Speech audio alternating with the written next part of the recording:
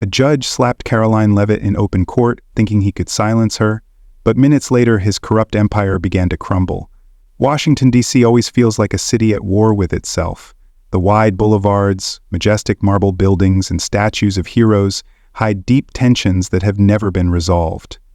Under the morning sun, the Capitol glimmers, but the air is heavy with political polarization. Donald Trump has just been re-elected, and the city hums with whispers of loyalty and resistance. In coffee shops and halls of power, people argue about the nation's future. But in the D.C. federal courthouse, truth must face the sword of justice. Or at least, that's what everyone hopes. Judge Edward Hardgrove strides into the courtroom with the confidence of a man who has held the scales of justice for over 3 decades. At 63, he's a titan in the judicial system, with neatly combed salt and pepper hair and piercing blue eyes that miss nothing. Hardgrove carries the air of a scholar, but behind him are whispers of bias, rulings that seem to favor anti-Trump factions, cases that mysteriously vanish. He pays no mind to the whispers. To Hardgrove, the courtroom is his domain, and he is king. Today he presides over a sensitive lawsuit, a pro-Trump media outlet accused of spreading misinformation to manipulate public opinion. The courtroom, with its neoclassical columns and dim fluorescent lights, buzzes with anticipation from reporters and lawyers. Caroline Leavitt, 27, strides through security with the gait of someone accustomed to the spotlight. The youngest White House press secretary in history, she's a phenomenon. Blonde hair tightly pulled back, sharp eyes, and a voice that can turn any tough question into an opportunity. Leavitt isn't just Trump's spokesperson. She's a symbol of the America First agenda, a media warrior unafraid to take on anyone. Today she's at the courthouse as a witness, called to clarify the White House's interactions with the media outlet being sued. As she passes through the doors, security guards nod. Some smile, but Leavitt responds with only a slight nod. In her mind, a long to-do list, today's press briefing, a speech needing edits. But she senses something off. Her sharp instincts, honed through years of facing the press, ring like an alarm bell. The courtroom is nearly full, with journalists in the back rows, pens poised, and a few lawyers whispering to each other. Hardgrove sits at the bench, not yet robed, reviewing a stack of documents. He looks up as Leavitt enters, a flicker of irritation crossing his face. He recognizes her, the familiar face from press briefings, defending Trump with unshakable confidence. "Trump's girl," he mutters to himself, his tone dripping with disdain. Leavitt takes a seat in the third row, her eyes scanning the room, noting the journalists and security cameras in the upper corner. The trial begins with dry testimony, but the air quickly grows tense when a defense attorney mentions media bias against the administration. Hardgrove bangs his gavel, his voice sharp as a blade. "Order! I won't tolerate nonsense in this courtroom." And Leavitt, seated near the lawyer's table as a witness, tilts her head slightly, a small but meaningful gesture, as if challenging his words. Hardgrove's eyes sweep over her, pausing as he recognizes the face from televised briefings. "You're Leavitt," he says, loudly, his tone laced with implication, almost accusatory, Trump's press secretary.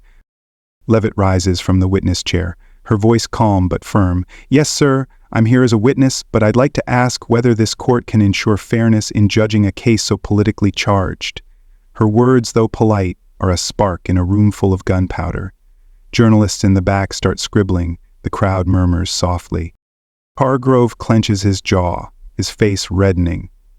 He's not used to being publicly questioned, especially not by someone like Levy, someone he sees as the embodiment of an administration he despises. "What are you implying, Miss Levy?" he growls, his voice trembling with anger, his hand gripping the edge of the bench. Leavitt holds his gaze, unflinching. "I just want to ensure justice isn't swayed by bias, sir." Her words, sharp and unyielding, make the room stifling. A journalist whispers, "She just took a shot at him." Hardgrove stands abruptly, his eyes blazing. "Enough!" he shouts, his voice echoing through the room. With wounded arrogance and rising fury, he steps down from the bench, strides quickly down the wooden steps, and approaches Leavitt. Security guards hesitate, unsure whether to intervene. All eyes are on him, the tension taut as a bowstring. Hardgrove stops a few feet from Levy, his breathing heavy. "You think you can stand here and challenge me?" he snaps, his voice cracking with the rage built up from weeks of public criticism over his biased rulings. Levita doesn't back down, her eyes locked on his. "I'm just speaking the truth," she replies, her voice cold. The crowd holds its breath, sensing the moment about to explode. Hargrove, pushed to his limit by her defiance and the pressure of the room's stares, loses control. He raises his hand and slaps Levitt hard across the cheek, the sharp sound cutting through the silent space. "Learn some respect," he yells, his voice shaking with anger. Journalists gasp, papers stop rustling, a pen drops to the floor. Security cameras in the corner capture everything, their red lights blinking. Levitt doesn't scream or flinch. She touches her cheek lightly, where a red mark blooms, and looks straight at Hargrove. "You just made a big mistake," she says, her voice like steel, sharp as a blade. Hargrove steps back, his breathing uneven, as if suddenly aware of the consequences of his action, but his arrogance prevails. "You dare threaten me?" he snaps, though his voice lacks its earlier confidence. The crowd erupts in murmurs. "My God, he slapped her," a lawyer whispers. That's the press secretary. Levitt holds Hargrove's gaze, unblinking. "I'll make sure the whole country knows about this," she replies, her voice steady, resolute. Journalists type frantically, phones light up with notifications. Hargrove returns to the bench, orders a recess, and exits amid stunned stares, leaving the room shaken by his actions. The courtroom door slams shut behind Judge Edward Hargrove, but the echo of the slap lingers in the air. Journalists leap from their seats, phones raise, voices overlapping in a media frenzy. "Ms. Levitt, any comment?" a reporter shouts, a microphone nearly brushing her cheek where the red mark still faintly shows. Caroline Levitt stands still, her eyes like steel, showing no waver. She knows every gaze is on her, not just in this room but millions beyond, where Judge Slap Levitt has already climbed to #1 on Twitter. "I'll speak when the time is right," she says, her voice even, and walks out of the courthouse, leaving the crowd stunned. Outside, sunlight streams through the courthouse's stone columns, but the air feels heavy, like before a storm. Levitt heads straight to a waiting black SUV, where her aide Sarah Coleman sits with an open laptop. Sarah, a 30-year-old lawyer with brown hair tied high and sharp eyes, has been following the incident via journalists' live streams. "Caroline, the country's going crazy," Sarah says, turning the screen to reveal a viral tweet. "Judge Hargrove slaps White House press secretary, justice or bias?" Levitt slides into the back seat, the door closes, and for the first time today, she allows herself a deep breath. "Hargrove thinks he can get away with it," she says, her voice low but certain. "He's wrong." As the SUV glides through DC's boulevards, Levitt pulls out her phone and dials a familiar number. "I need to meet the comms team now," she says, no introduction needed. As White House press secretary, she knows the power of narrative, and she won't let Hargrove write the next chapter. The slap wasn't just an act of violence, it was a crack in the wall of power Hargrove has built, and Levitt intends to use it to tear it all down. Sarah, still typing rapidly on her laptop, looks up. "I've reached out to Ethan Carter, the investigative reporter from the Capitol Post. He wants to meet. He thinks Hargrove isn't as clean as he wants people to believe." Levitt nods. "Good. I need everything he's got." Meanwhile, in his private courthouse office, Hargrove slumps into his chair, his hands trembling slightly as he reviews the video on his clerk's phone. The security camera caught it all, the slap, his snarl, and Levitt's defiant stare. "Damn it," he mutters, tossing the phone onto the desk. He calls James Whitaker, a federal prosecutor and longtime ally. "She provoked me, James," Hargrove says, his voice straining to stay calm. She knew exactly what she was doing. Whitaker, on speaker, responds coldly. "She's Trump's people, Ed. She'll turn this into a crusade. We need to act fast." Hargrove nods, though no one sees.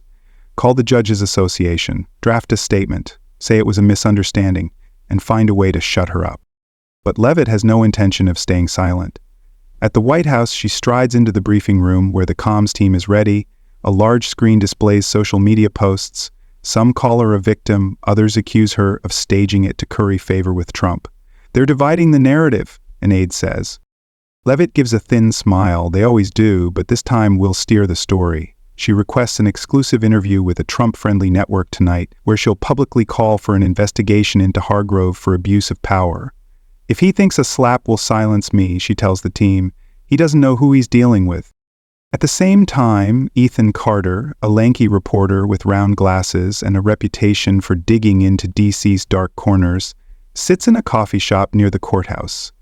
He scrolls through old notes on Hargrove, controversial rulings, vanished cases, whispers of bribes. When Sarah reaches out, Ethan agrees to meet Levitt, but with a condition. I don't work for the White House. I chase the truth wherever it leads. Sarah over the phone replies, Caroline wants that too. She's not afraid of the truth. Back at the White House, Levitt takes a rare moment to check her personal phone.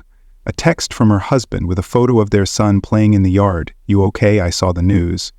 She smiles, but her eyes are heavy. The slap wasn't just a red mark on her cheek. It was a reminder of the cost of the position she holds. She types back quickly, I'm fine. Home soon. But she knows soon is a fragile promise. Hargrove isn't just a judge who lost control. He's a symbol of a system she's sworn to challenge. She stands, adjusts her jacket, and heads back to the briefing room. Prep the statement, she tells the team. We're demanding a Justice Department investigation into Hargrove, not just for the slap, but for everything he represents. As dusk falls over DC, Ethan Carter sends Sarah an email with an attachment. An old ruling by Hargrove dismissing a lawsuit against an anti-Trump interest group, despite clear evidence. Ethan's note is brief. This is just the start. Hargrove isn't acting alone. Sarah forwards the email to Levitt, who reads it in the dim light of her office. She closes her eyes, takes a deep breath. Hargrove's slap was his mistake, but it's also her opportunity. Not just to strike back, but to expose an empire built on bias and unchecked power. She opens her eyes, her gaze burning. This is where we begin, she says to Sarah, her voice brimming with resolve. Inside a small White House office, Caroline Levitt sits across from Sarah Coleman, her eyes scanning a stack of documents just sent by Ethan Carter. An old ruling by Judge Edward Hargrove, with its dry, typed lines, is the first piece of the puzzle, proof that he dismissed a lawsuit against an anti-Trump interest group despite clear evidence of wrongdoing.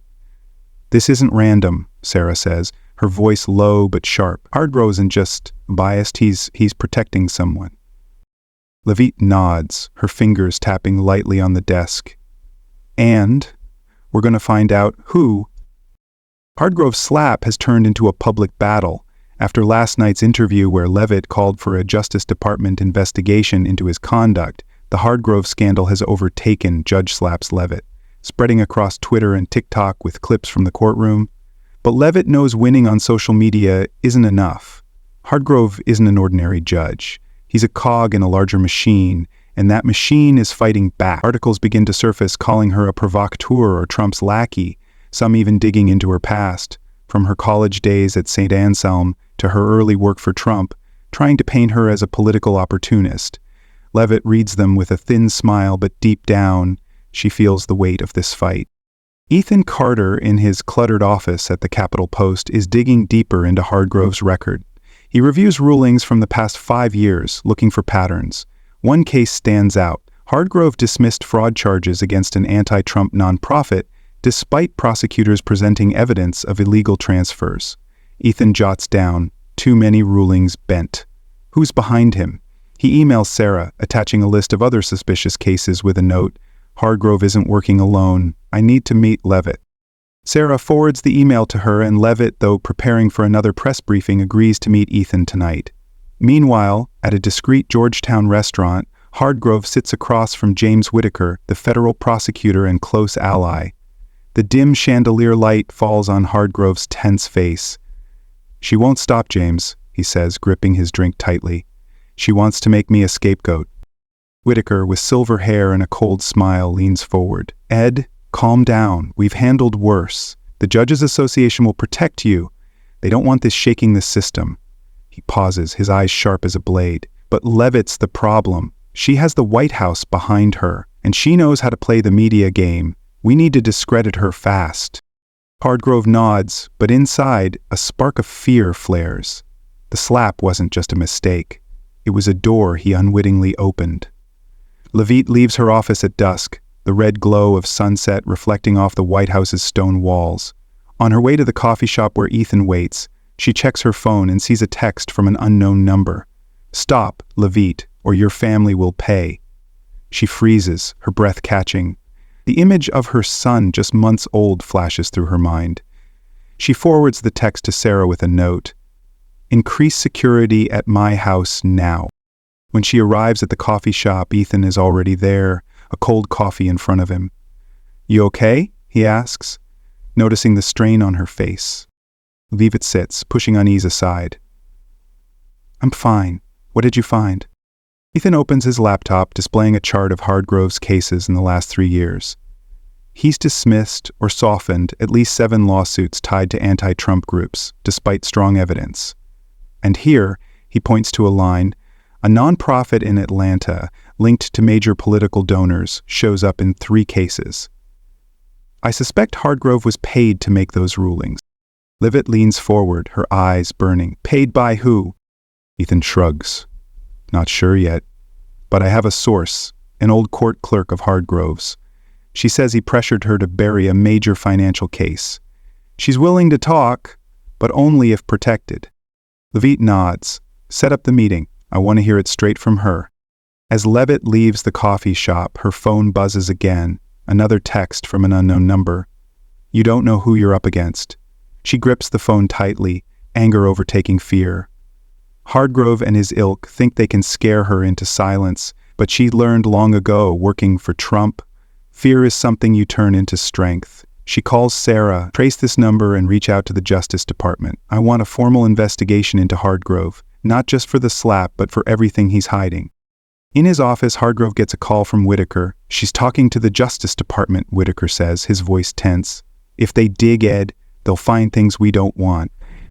Hardgrove clenches his fist, his eyes fixed on a photo on his desk. Him in robes, standing among colleagues.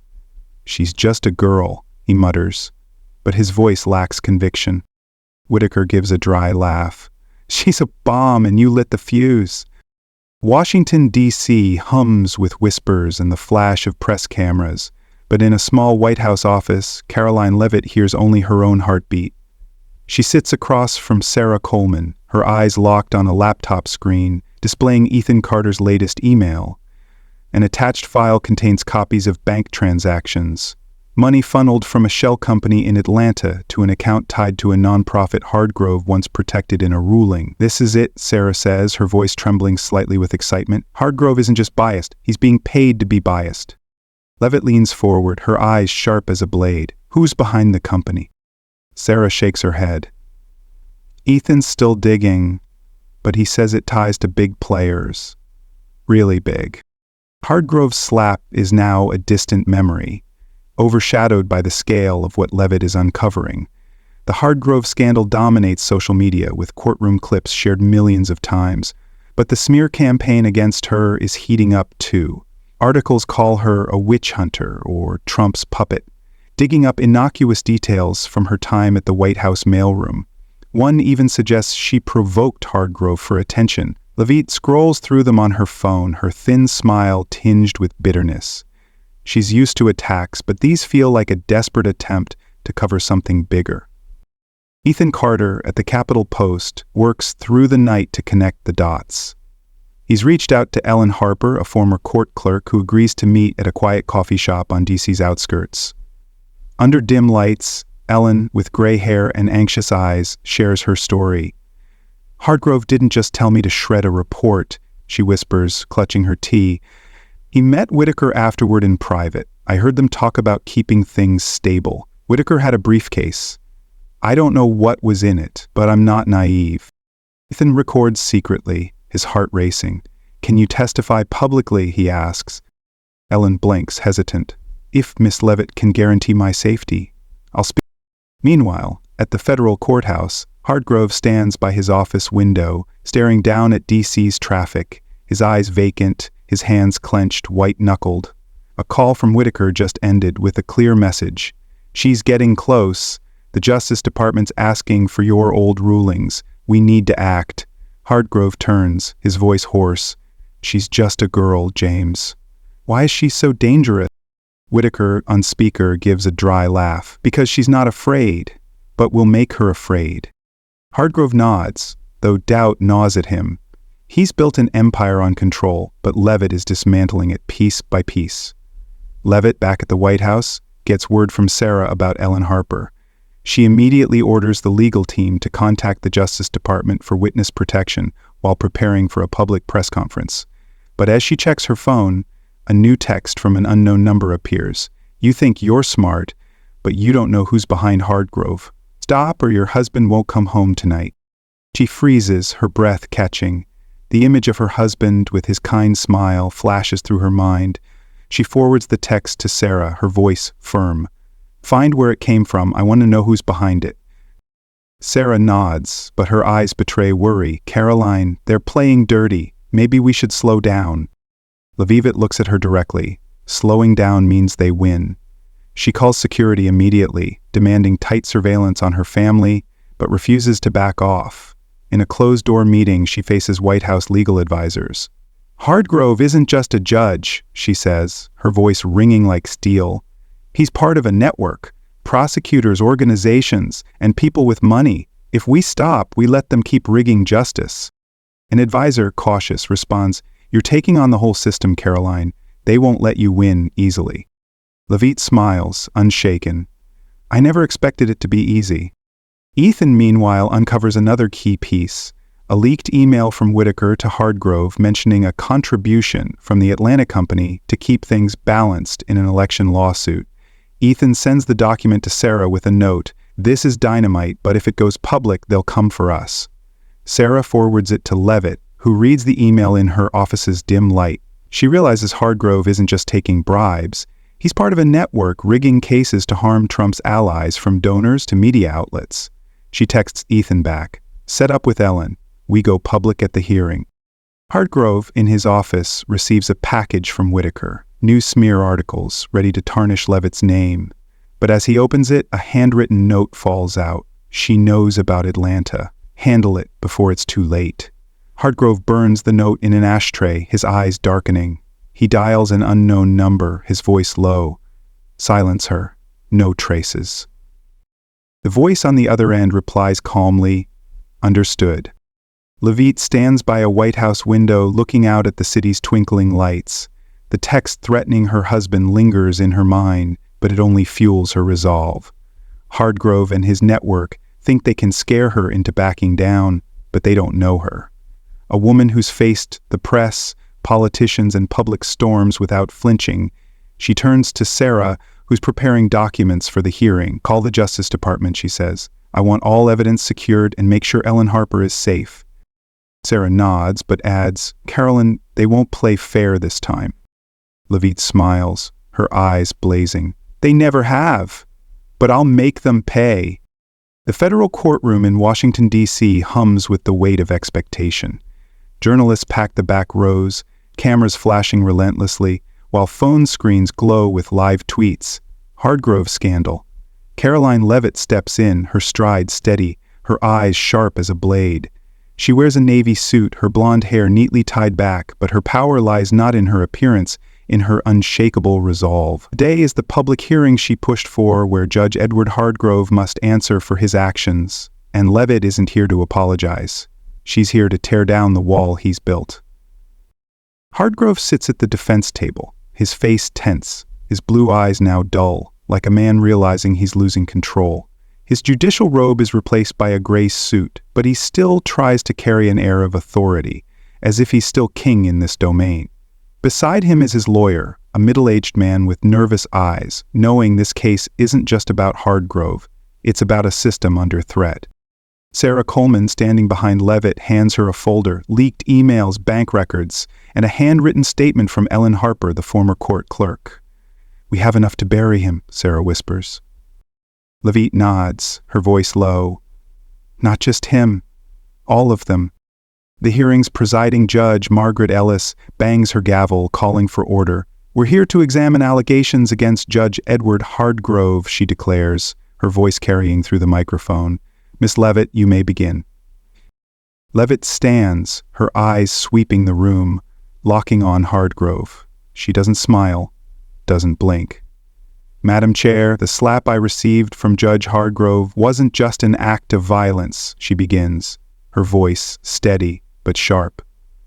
"It was a symbol of a system where power is used to protect personal interests, not justice." The crowd murmurs softly, journalists scribbling furiously. She places the folder on the table, her voice growing stronger. "We have evidence that Judge Hardgrove took bribes from a shell company in Atlanta to issue biased rulings protecting groups opposed to the current administration.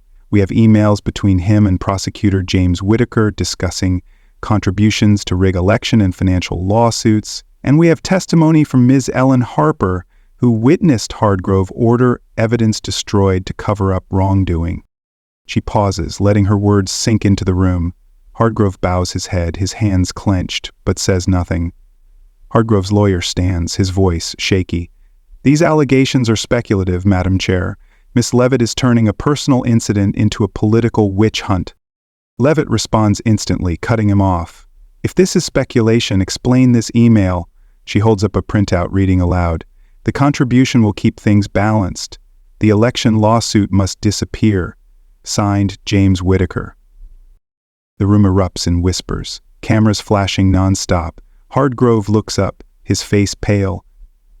"That's fabricated," he shouts, but his voice falters, unconvincing. Judge Ellis bangs her gavel, demanding order. "Miss Levitt, proceed," she says. Levitt nods, turning to Ellen Harper, who sits in the witness row, her hands trembling but her eyes steady. "Miss Harper, tell us what you saw." Ellen takes a deep breath, her voice soft but clear. "I saw Hardgrove meet Whitaker after ordering me to shred a financial lawsuit report. He told me some things are bigger than justice. I stayed silent too long." The crowd falls silent, her words landing like a hammer. Suddenly, the courtroom doors swing open, and James Whitaker steps in, his face taut. Journalists turn, cameras pivoting. Levitt looks at him, unblinking. Whitaker, under the scrutiny of every eye, approaches the witness table. "I request to speak," he declares, his voice wavering. Hardgrove turns, his eyes panicked. "James, don't," he whispers, but Whitaker cuts him off. "I'm not going down for you, Ed." He faces Judge Ellis. "Hardgrove pressured me to drop lawsuits. He said it was orders from higher up. I just followed." The room explodes. Journalists shout questions. Phones glow with fresh tweets. Prosecutor Whitaker accuses Hardgrove. Levitt stands still, her eyes locked on Hardgrove, who slumps in his chair, as if all strength has left him. "Who's higher up?" she asks, her voice sharp as a blade. Whitaker blinks, hesitant, but Levitt's stare allows no retreat. "I don't know specific names," he mumbles, his words weak, unconvincing. She turns to Judge Ellis. "Madam, I request a federal investigation into this entire network, not just Hardgrove." Judge Ellis nods, her voice stern. "Request noted, Judge Hardgrove, you are suspended immediately, pending further investigation." Hardgrove opens his mouth, but no words come. He looks at Levitt, his eyes a mix of anger and fear. She doesn't look back. She turns and walks out of the courtroom, through a swarm of press, cameras flashing relentlessly. Sarah follows, whispering, "You did it." Levitt shakes her head slightly. "Not yet. This is just the beginning." Outside the courtroom, social media erupts. Hardgrove down trends alongside posts praising Levitt and criticisms that she's politicizing justice. In the car back to the White House, Levitt checks her phone, a text from her husband. "I'm proud of you." She smiles, but her eyes remain cold. Hardgrove has fallen, but Whitaker revealed a bigger truth. There are others, higher up, still hiding in the shadows. She texts Ethan Carter, "Find who's behind Whitaker." The hearing was a victory, but Levitt knows her fight isn't over, and she's ready to go all the way. Caroline Levitt sits in her office, her eyes fixed on a TV screen replaying Hardgrove's suspension. Images of him, pale-faced and panicked, loop across news channels. interspersed with clips of her presenting evidence at the hearing. The Hardgrove down dominates Twitter, but Levitt doesn't smile. James Whitaker's confession that there were higher-ups behind Hardgrove echoes in her mind. This isn't a victory, it's the first step in a larger battle. Sarah Coleman enters, placing a stack of newspapers on the desk. The Justice Department has opened a federal investigation into Hardgrove, she says, her voice a mix of excitement and worry. They're reviewing every ruling he's made in the last 10 years. Whitaker's also been suspended, pending questioning. Levitt nods, but her eyes linger on a DC Chronicle front-page headline. Levitt turns justice into political game. The article quotes anonymous sources calling her a manipulator using the slap to push Trump's agenda. She pushes the paper aside. They're trying to discredit me, she says, her voice calm but sharp. That means we're on the right track. But the counterattack doesn't stop at the press. As Levitt checks her email, a message from an unknown number appears. You think you won, but you've only scratched the surface. Back off or the whole White House will pay. She grips her phone tightly, anger flaring. It's not the first threat, but this one carries a new tone, more sophisticated, more dangerous. She forwards it to Sarah. Send this to security, I want to know where it's from. Sarah nods, but her eyes show concern. Caroline, they're not just targeting you, they're targeting all of us. Meanwhile, Ethan Carter sits in his cluttered office at the Capitol Post, the glow of his laptop illuminating his tired face. He's analyzing new documents, a series of transfers from the Atlanta Shell Company to accounts linked to DC political figures. One name stands out, Senator Robert Klein, a vocal anti-Trump figure known for speeches about defending democracy. Ethan scribbles, Klein tied to Hardgrove? He emails Sarah, attaching preliminary evidence and a brief line. If Klein's involved, this isn't just judicial, it's high-level politics. Sarah forwards it to Levitt, who reads it in her office's dim light, her heart pounding. Klein isn't just a senator, he's a symbol of the opposition, with deep influence in Congress. Hardgrove, in his luxurious apartment, is now isolated from the world. His phone is full of messages from former allies, but no one answers his calls. Whitaker has turned on him, and the Judges Association refuses to comment. He opens a bottle of whiskey, his hands trembling as he watches the news. A clip of Levitt's interview plays where she declares, "Justice doesn't stop at one man. We'll go to the end." Hardgrove slams his glass down, his voice hoarse. She'll destroy everything. He dials an unknown number, his voice low. She's digging deeper. Handle it before the Justice Department finds Klein. The voice on the other end replies, "We have a plan." Luvitz returns home late, the first time in days. Her husband, in the living room, stands to hug her. "You okay?" he asks, his voice full of concern. She nods, but her eyes linger on a family photo on the shelf, their son, beaming in her arms. The threatening texts still linger in her mind, but she pushes them aside. "We'll get through this," she says.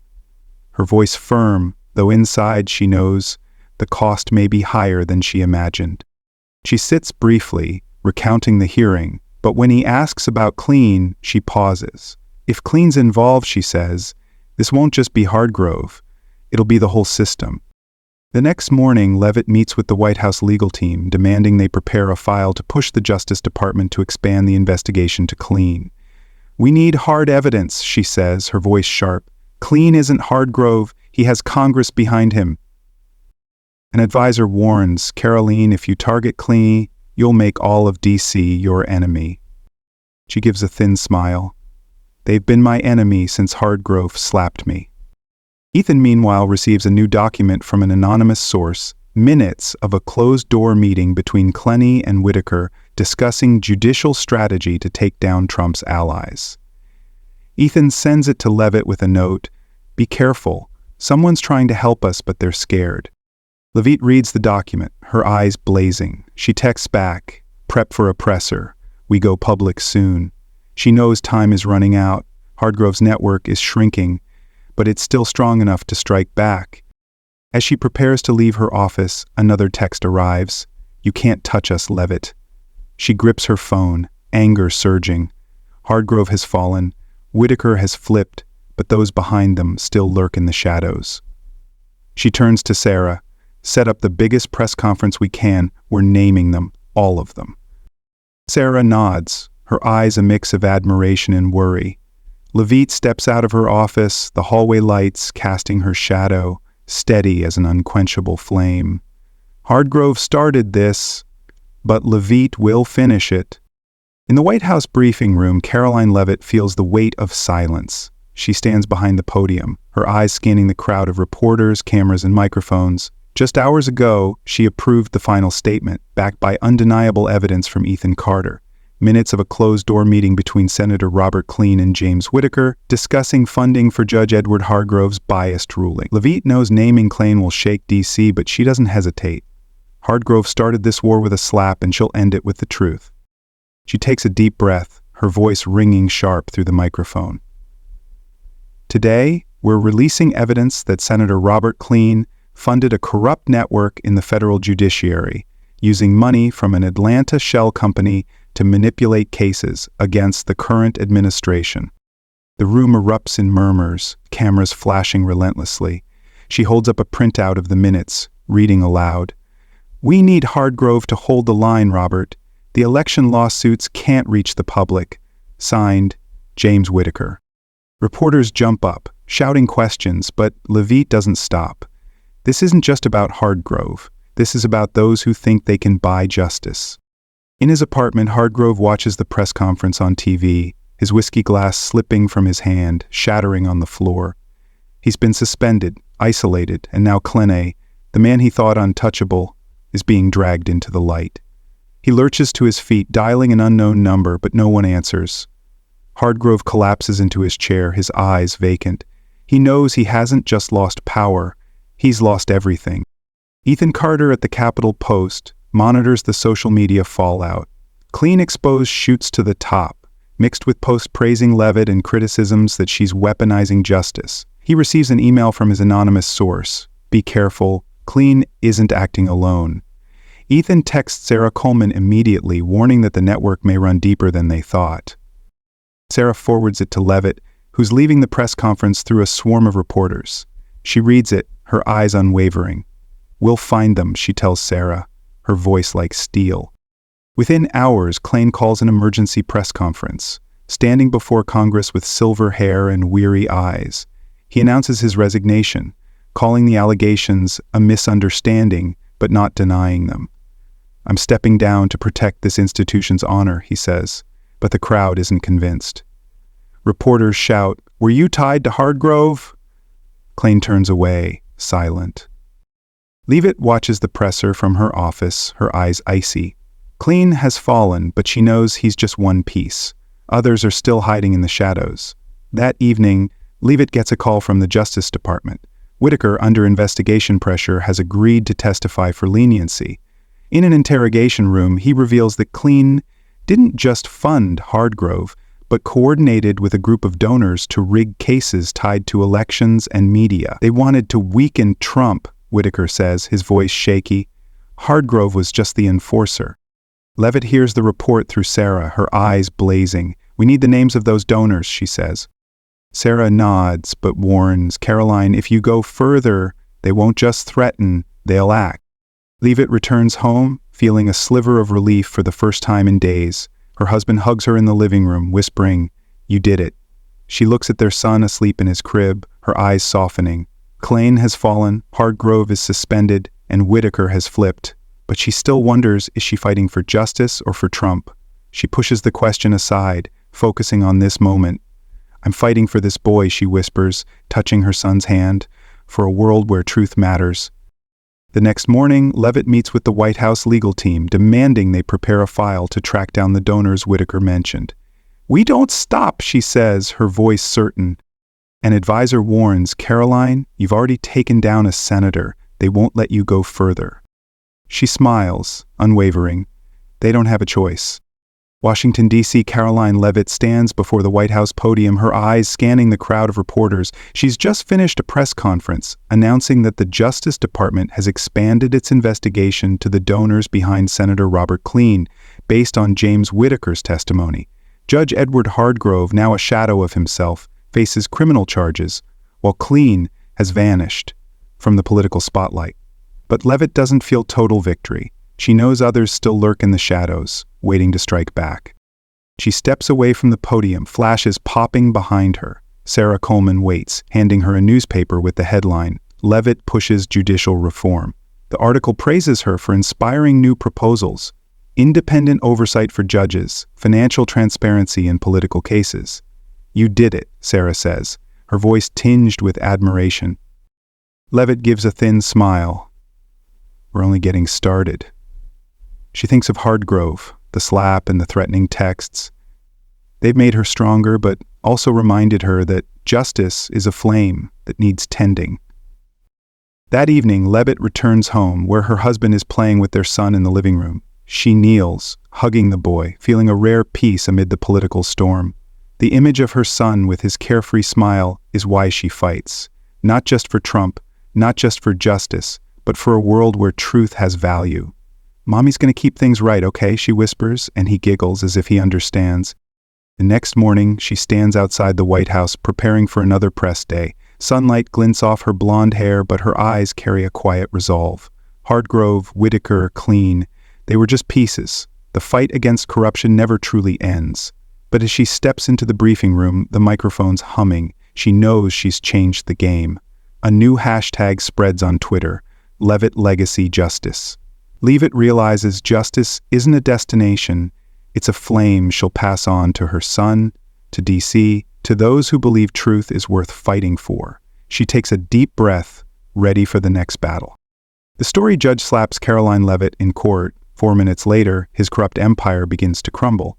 Deeply reflects the tensions and challenges in American society today, particularly political polarization, abuse of power in institutions, and the role of truth in confronting injustice. In the story, Judge Edward Hargrove's slap of Caroline Levitt isn't just an act of violence, but a symbol of bias and power abuse, a problem Americans often see in judicial or political scandals. Levitt's journey, from exposing Hardgrove's bribery evidence to unmasking Senator Robert Klein's corrupt network, shows the power of resolve and personal responsibility in challenging the system. Details like threats to her family, social media smear campaigns, and support from Sarah Coleman and Ethan Carter mirror today's reality. Truth is often distorted by media, and those who speak out face great risk.